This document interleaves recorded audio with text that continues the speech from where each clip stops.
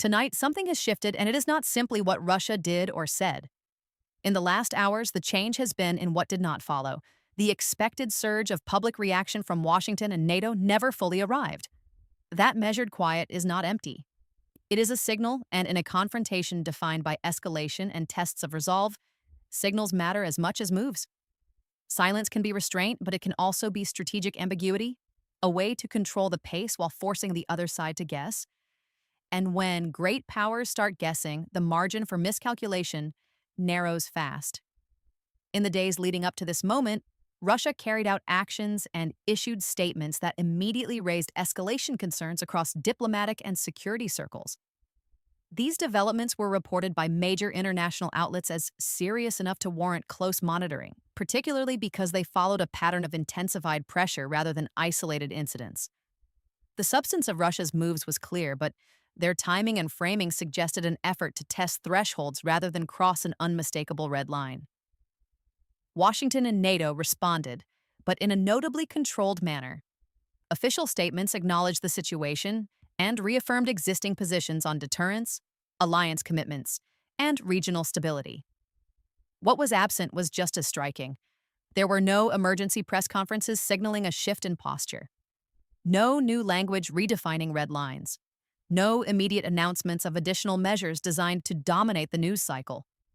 Instead, communication remained procedural and narrow. Officials emphasized continuity rather than change, stressing coordination within NATO and reliance on established channels.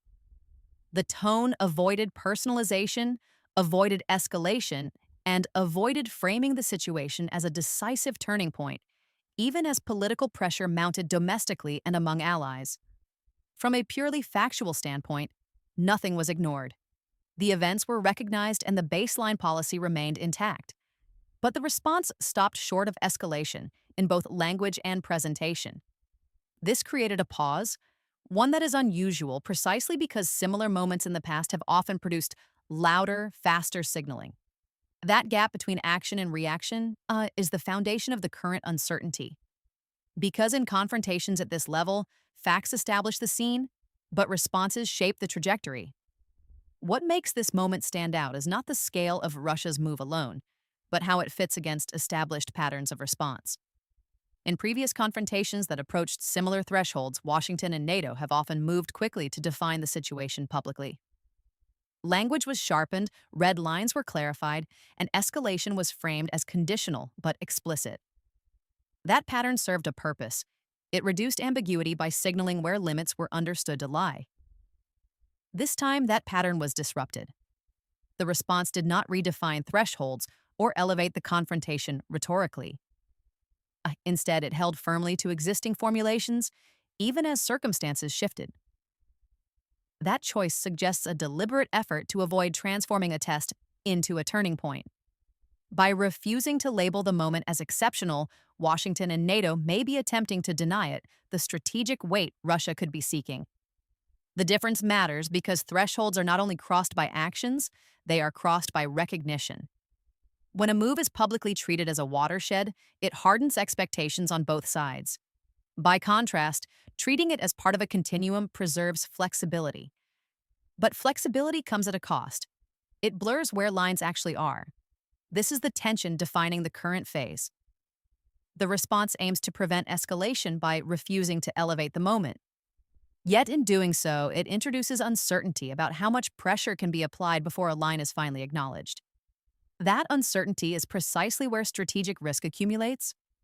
Public restraint does not mean inaction. In fact, moments of calibrated silence are often accompanied by the most intense internal activity. When Washington and NATO avoid dramatic public signaling, it usually reflects a shift inward toward coordination, assessment, and private messaging rather than performative response. Behind closed doors, this phase typically involves rapid briefings across civilian and military leadership. Intelligence assessments are updated, not only on Russia's immediate actions, but on intent, capability, and possible next steps. Within Washington, discussions likely center on whether the recent moves represent a one-off signal or part of a longer escalation pattern. The Pentagon's focus, meanwhile, is on posture without provocation. ensuring readiness while avoiding moves that could be read as preparation for imminent confrontation. Within NATO, the challenge is alignment. Silence only works if it is shared. Allies must agree on what the quiet means, how long it lasts, and what would end it. That requires constant consultation, particularly among members closest to the front lines, where domestic pressure is often highest. Maintaining unity while withholding public escalation is a balancing act that demands discipline and trust. There is also the question of private signaling. Diplomatic channels rarely go silent at the same time public ones do. Messages can be delivered quietly, directly, and with far more precision than public statements allow. Warnings can be issued without being broadcast. Reassurances can be given without being framed as concessions. The risk, however, is that none of this is visible. From the outside, silence can look like hesitation, even when it is the opposite. The effectiveness of this approach depends on whether internal coordination and private communication can compensate for the absence of public clarity. In that sense, the real decisions shaping this moment may be happening far from microphones and cameras, in rooms where escalation is managed not with speeches but with calculations. At this stage, the confrontation is no longer driven solely by physical moves or formal statements. It is shaped by perception. Psychological warfare does not require threats to be spoken aloud. It operates through expectation, uncertainty, and the pressure created by not knowing how the other side will respond. By maintaining a measured public posture, Washington and NATO may be attempting to deny Russia the psychological payoff of escalation.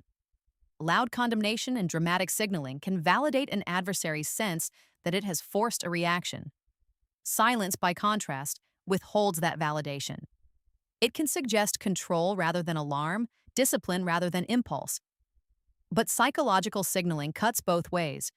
If restraint is read as confidence, it can reinforce deterrence. If it is read as reluctance, it can invite further testing. This is where information warfare overlaps with strategy. Each side attempts to shape not only the opponent's calculations, but the narratives forming among allies, domestic audiences, and third parties watching closely. Russia, like any major power, operates within its own perception framework. It assesses reactions not only through official statements, but through patterns, timing, and historical precedent. A restrained response may be interpreted as an effort to manage escalation quietly. Or it may be interpreted as evidence that pressure is working. The danger is that psychological effects are rarely symmetrical. What feels stabilizing on one side may feel permissive on the other. When signaling relies on silence, it leaves space for assumptions to harden. And once assumptions take hold, they begin to drive behavior. This is why psychological warfare is often most intense when little appears to be happening. The battle is not over territory or headlines, it is over interpretation. From this point forward, the situation does not move along a single track, it branches. Strategic silence creates multiple possible paths, each dependent on how the next signals are read and answered. If Washington and NATO maintain restraint, and Russia interprets that quiet as deliberate control, escalation may pause. In that scenario, pressure remains contained, managed through private channels with each side avoiding actions that would force public confrontation. Stability in this case is preserved not through reassurance but through caution. If, however, the same silence is read as hesitation, the dynamic changes. Russia could test further, applying incremental pressure designed to probe where limits actually lie. Each test would raise the cost of continued restraint, increasing the risk that a delayed response becomes sharper and harder to contain. There is also a third path. Silence may prompt preemptive defensiveness. If Russia assumes hidden preparation behind the quiet, it may accelerate its own posture adjustments, not to escalate deliberately, but to avoid being caught off balance. That kind of move can trigger countermeasures, even when neither side intends to cross a line. None of these paths is inevitable. They are conditional. They depend on timing, interpretation, and the ability of private communication to clarify intent faster than public assumptions harden. This is why escalation is rarely sudden. It unfolds through branches like these, shaped by choices that appear cautious in isolation, but dangerous in combination. This moment is not confined to Washington, Moscow, or NATO headquarters. It is being observed closely by other actors who measure their own options by how great powers manage pressure. Strategic silence at this level sends signals far beyond the immediate confrontation. For some states, restraint may reinforce the idea that escalation is being carefully managed, that red lines still exist even if they are not being advertised. That perception can support stability by discouraging opportunistic moves elsewhere. But for others, ambiguity can raise questions about consistency and resolve, especially in regions where security guarantees are tested more frequently through incremental actions rather than open confrontation. International norms are also at stake. How major powers respond to pressure helps define what is considered acceptable behavior in contested spaces. If silence is interpreted as tolerance, it can gradually shift expectations. If it is understood as temporary restraint backed by readiness, it can reinforce deterrence without escalation. The difference is subtle, but its effects can be long lasting. Allies are watching for reassurance even when it is delivered quietly. Partners outside formal alliances are watching for patterns. Adversaries are watching for thresholds. In this environment, every non response is weighed alongside every response, and meaning is assigned whether it is intended or not. The challenge for Washington and NATO is that global credibility is shaped not only by action, but by interpretation. Silence, once observed, becomes part of the record, and that record will influence decisions far beyond the current crisis. What happens now may not announce itself with a dramatic statement or a visible shift in posture. The next phase is likely to unfold quietly through timing, tone, and decisions that are only partially visible from the outside. In moments like this, the next 24 to 48 hours often matter more than the initial move. They reveal whether silence holds, hardens, or breaks. If restraint continues, it suggests confidence that private channels and alliance coordination are doing their work. If language begins to sharpen, it signals that ambiguity has reached its limit. And if new actions appear without explanation, the risk of misreading rises sharply. For now, there is no conclusion to draw, only a condition to watch. Silence has become an active element of the confrontation, shaping expectations even as it avoids headlines. Whether it stabilizes the situation or invites the next test depends on how long it lasts and how it is interpreted on all sides. In global power struggles, the most decisive moments are not always loud. Sometimes they arrive quietly, measured not in statements but in hours.